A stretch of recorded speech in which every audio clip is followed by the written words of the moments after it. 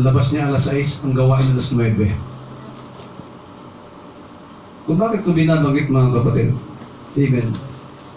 Dahil nais ng Diyos na ipaunawa sa atin. Hallelujah. Na bilang mga anak ng Diyos, dapat kung meron man tayong pinapahalagahan, walang iba kundi mga gawain sa karya ng ating pong Panginoon. Amen po ba? Amen po ba? Amen. Hindi naman sila magpapayaman sa iyo eh. Diyos ang magpapayaman sa atin. Amen po? Amen. Amen po ba? So maliwanag, lahat ng gawain sa kaharian ng ating pong Panginoon, nag-desenyo yan na kapag nilakaran mo yan, lalakad ka sa pabor ng Diyos. Amen. Nakadesenyo yan, hindi yan dinisenyo na walang purpose. Amen po? Dinisenyo yan, merong purpose. At yung purpose, mga kapatid, amen, isang araw ay lalakaran mo yung mga rumaragasang pabor mula sa ating pong Panginoon. Malakas na palakpak para kay Jesus.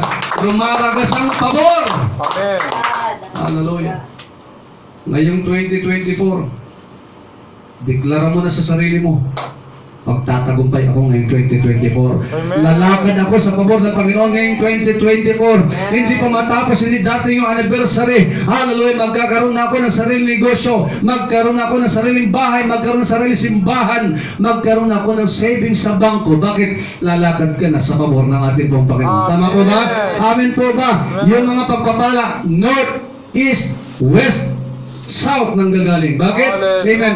Lalakad ka sa pabor ng ating pong Panginoon dahil sa puso mo na handang tumalikod sa kasalanan, handang magsisi at gawin ang kalooban ng Panginoon. Tama po ba ngayong umaga? Number 3, how to walk in God's favor. Number 3, tremble in God's word. Salita pala ng Panginoon, dapat nanginginig na tayo. Amen? Nanginginig ka ba sa salita ng Diyos? Amen. Anong salita ng Diyos ang napakinggan mo na nanginig ka? Ganito. May takot sa aking mga salita. Sabi ng Deuteronomy chapter 18 verse 18 to 20. Magpapadala ako sa kanila ng isang propeta na mula sa kanila at kadugo nila tulad mo. Ipapasabi ko sa kanya ang lahat ng gusto kong sabihin sa kanila. Nasundan ba ninyo? Amen? So ibig sabihin, hindi maaring rerekta si Lord, mangusap sa iyo, gagamit siya ng mga propeta para sabihin ni Lord, amen, yung gusto niyang sabihin sa iyo. Amen. Sabi ko, sa iyo. Amen. Sabi ko, sa iyo.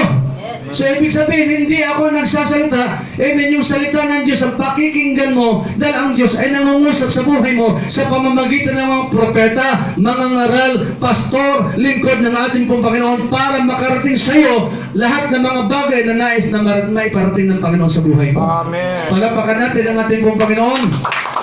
Huwag kang umaasa sa Diyos magsalita sa iyo.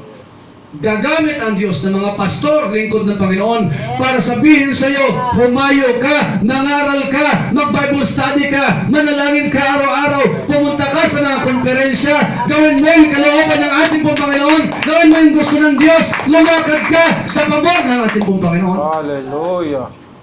Lord. Kapatid, magpadala ako sa kanila ng isang propeta. Propeta.